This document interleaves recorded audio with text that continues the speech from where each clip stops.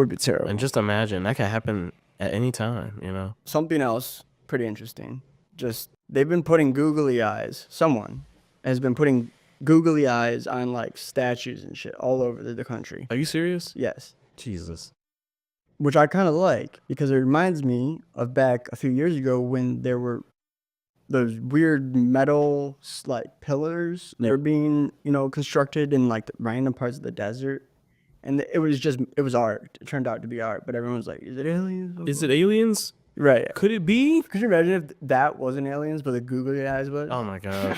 Listen, the troll community and the internet are undefeated. You'll never defeat the troll community. Oh, dude, yeah. No, never. They'll spray paint you and your mom, and they'll put a teepee on your house. Oh, yeah. And don't forget those eggs. Dude, they'll fucking put an egg inside you and then make you shit it out. Oh my, that sounds like a porno.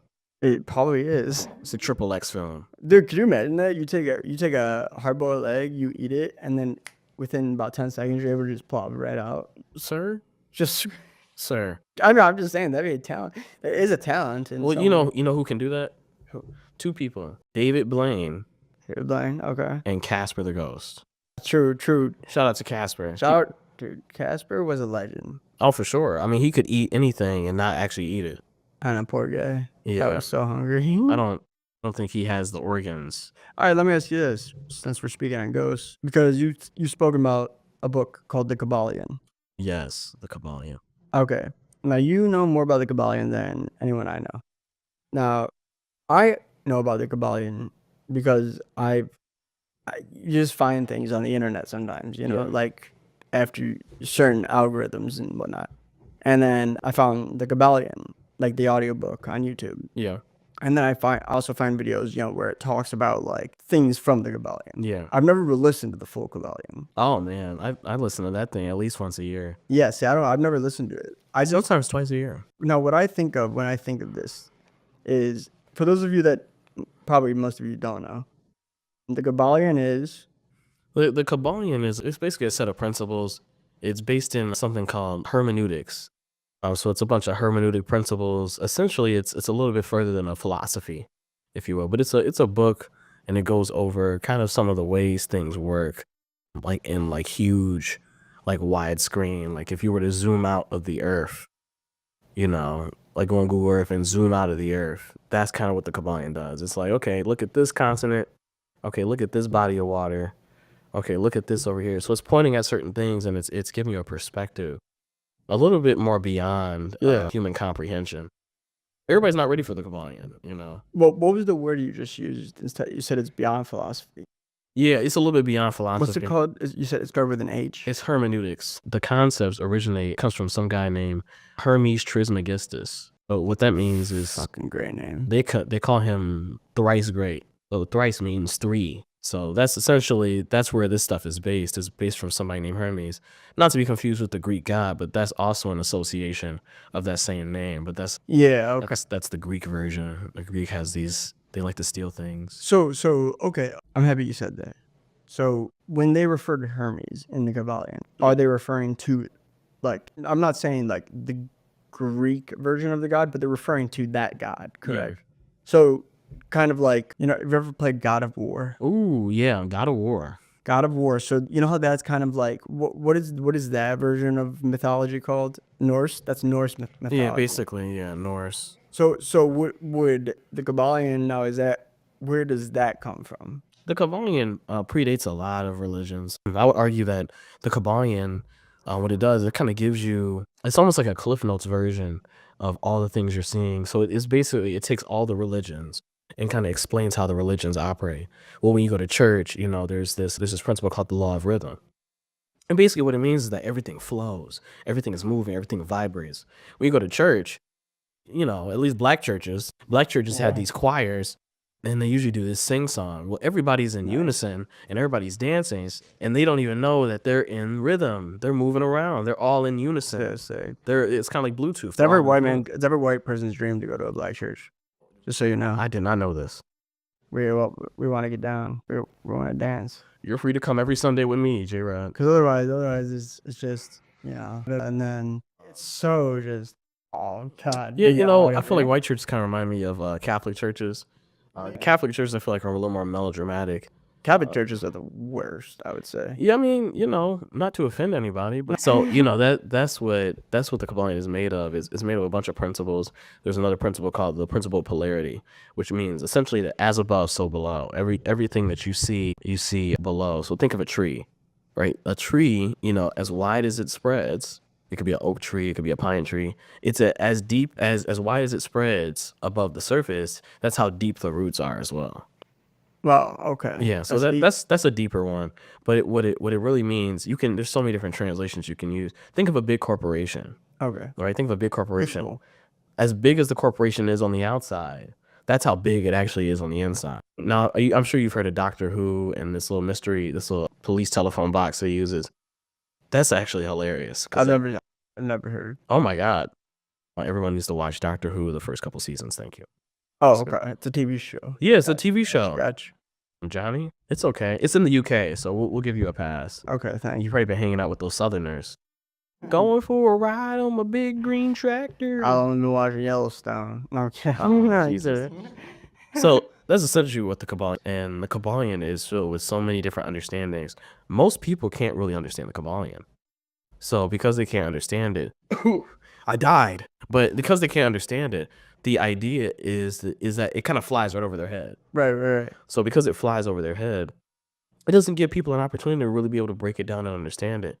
I study a lot of psychology. I've been studying psychology since I was a kid. Yeah, I remember you saying this on the first episode as well. Yeah, we just didn't go as deep into it. Well, that's true. Yeah. Well, we had our friend Jalen there as well. I remember Jalen. Jalen was there as well. That was one of the first episodes, I believe. Oh, wow. It was like the second episode, actually. I didn't know this. Yeah, since I brought it back, the JROD pod. So going off of the Kybalion, there are these things called the Emerald Tablets, correct? Yeah. Now, what does that have to do with the Kybalion? Essentially, what the Kybalion comes from is actually the Emerald Tablets, essentially which has to do with ancient history. This is around the times of Egypt, which they call ancient Kemet.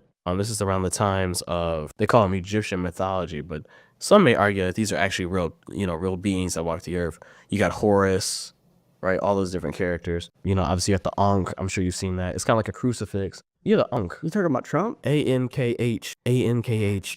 Okay, Ankh. So, these are all in association with something, but the Emerald Tablets, essentially, I believe it has something to do more or less with, we go into Atlantis, the sunken city. And there was these principles that existed in Atlantis, the sunken city. And apparently that's kind of how they formulate the Kybalion. So these principles, are these principles like in the Bible? You know how in the Bible it says treat your neighbor how you want to be treated? Yeah. They're talking about like those kinds of principles? Kind of. The Bible, is really filled with a lot of half-truths. So a lot of what the Bible says is actually pretty accurate. But there's these inconsistencies that kind of exist within the Bible. And if you take a look outside the Bible, you see the community of people that are supposed to be reading the Bible, don't read their Bible. They go to church every Sunday to kind of reset their life. Because they believe more so in the mysticism than what it is that is actually being taught. I have a family member that's just like, yeah, they freak out. Yeah. Like have these freakouts. And they'll be very mean. And then they go to church and then they come back, and apologize. Now some people have real mental issues. So maybe they don't fully comprehend or understand, and maybe that's just the way, God, quote unquote, wants them to be so they can figure out their life. And a lot of it is really real. The issue, we just activated a $25 gift card just right now. You've tapped into NLP. Do you know what NLP is? Neuro-linguistic programming. Let's go. Neuro-linguistic programming. So what neuro-linguistic programming is essentially, there's things I can say to you. There's actions I can do. Essentially, what it is I can program you to behave a certain kind of way. Okay. I can tap into your subconscious. And this is where we start getting into hypnotism, which is very real. This is where we start getting into the world of, I can say certain things a certain kind of way. You ever watched the movie Now You See Me? That movie is it's a magician movie. Okay.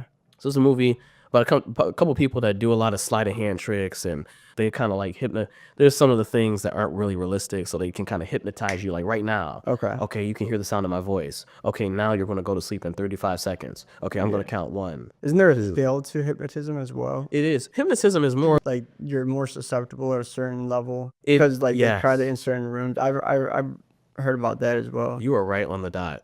there has to be, hypnotism requires a certain audience. Yes. So if you're super resistant, it's kind of like swimming in water. Right. So think about it, if you're really like trying to like move and flapping your arms left and right, you're not going to float. You're probably going to sink, you know, because your body's not relaxed.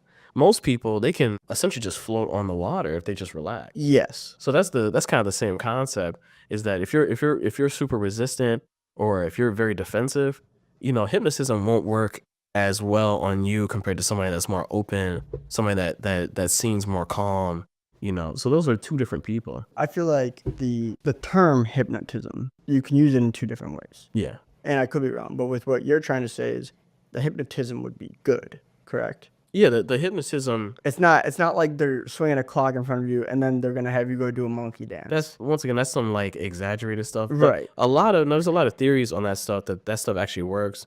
And what it does is it puts you into a thing called a trance. And this is how hypnotism really works, is that it puts you into a trance. And that's why we got a bunch of people running around with dresses now. That's funny. Well, that's also, you hit a really good point there, JROD. That's a part of some programming. Okay. You know, that's societal programming, if you will. Society has said that you can do this now. True. And there's not going to be as much consequences because there's a community backing your decisions and your choices. And it's okay. It's okay for you to be like that. And if we look at your childhood, we could actually figure out, how did you get here? Right. So how did JROD get to where he is now? Well, we can take a look at his childhood.